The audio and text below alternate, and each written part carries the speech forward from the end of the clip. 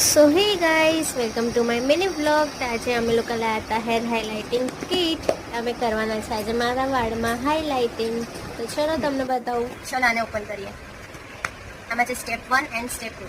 Step 1 માં છે developer, foil paper, brush, blonder powder and gloves. આ હતું સ્ટેપ 1 અને સ્ટેપ 1 નું ખોટું. સ્ટેપ 2 માં છે સીરમ. બહુ જ મસ્ત પેકેજ છે. આ કલર ક્રીમ છે અને એનું પણ ડેવલપર અલગથી છે. પેલું નાના પેકેજ કરતાં પેકેજ બહુ જ સરસ છે.